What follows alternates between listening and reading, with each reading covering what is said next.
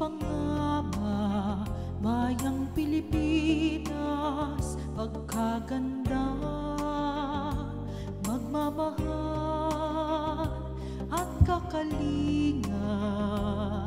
Kailangan may mangunguna katulad mo, isang agilan lumilipad kahit na mag-isa. May malasakit sa tuwina, may tapang para sa hustisya. Pilipinas, Pilipinas, isulong magandang bukas. Kahirapan ay magwawakas upang kaunlaray malasap. Pilipinas, isulong ang magandang Sa pagpapatuloy ng serye ng Love for All program ng unang ginang ng Pilipinas, First Lady Liza Araneta Marcos, dinayo ng Love for All team ang probinsya ng Cagayan kung saan isa sa mga lugar na kanilang tinungo ay ang Tuguegarao City.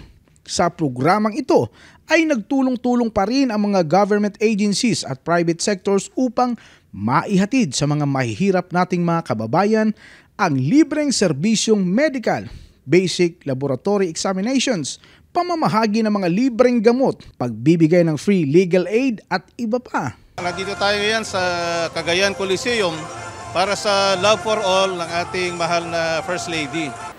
I'm so happy to be here with all of you today. In our own little way, small time lang, pero we have brought medical, social, and legal services to the people in the municipalities of Alacapat, Gonzaga, Sanchez Mira, and Tuguegarao. Almost 6,000 free medical services, 5,000 patients. Today we have over 1,500 beneficiaries who will be getting hot meals, grocery bags from PCSO, Love for All medicines, eyeglasses from the private sector, legal aid, and everything. At kami po ay nagagalak dahil nandito po ang ating minamahal na Chief Public Attorney na sumusuporta sa programa ng ating First Lady. At nandito rin po ang mga lawyers ng Cagayan, Tuguegarao District and Regional Office. Makasta nga ni kamo ngamin, maswerte po kamo taega si First Lady tawin ni Tam. Aro nga serbisyo ta maduruma nga ahensya na gobyerno. Ang asawa ko po ay Ilocano, lahing Gadang at Ibanag, kaya anak na rin ako ng Ilocano. Ayan. At sa araw na ito ay napakasaya ko po dahil narating kong muli ang Tuguegarao. Sa ngayon, inilalapit po ng gobyernong Bongbong Marcos ng ating mahal na Pangulo ang serbisyo ng ating mga ahensya sa tulong ng mga NGOs at non-governmental associations. At sadyang ganyan ang pangarap ng ating mahal na Pangulo Bongbong Marcos ay isang bagong Pilipinas. Nagkakaisa, nagmamahalan, umuunlad ang ekonomiya. Pakipagkaisahan po natin ang kabutihang loob ng mag-asawa, lalong-lalo na nga kasama natin ang First Lady Liza Marcos. 40 taong ko na po siyang kilala.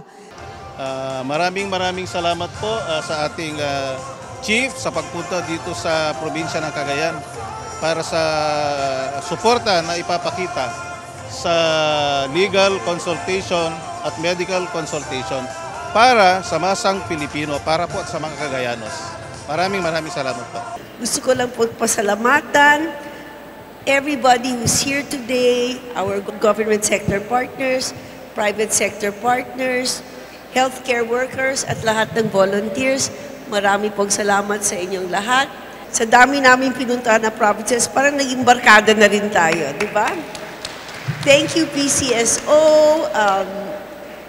FDA, Attorney Acosta, of course our manager, Nanay Baby, DA, DILG, everybody. Sa lahat po sa inyo, maraming salamat po. sa sakripisyo, sa tulong, sa pagpunta niyo dito sa Cagayan. Mapalad po ang buong Cagayan, lumalapit ang palasyo ng Malacanang at ang mga ahensya para po magbigay ng libreng serbisyo. Mabuhay po kayo. Binabati ko po kayong lahat sa ngalan ng Public Attorney's Office. Mabuhay po kayo. Abangan po ninyo ang mga susunod pang Love for All programs na isasagawa sa iba't ibang probinsya.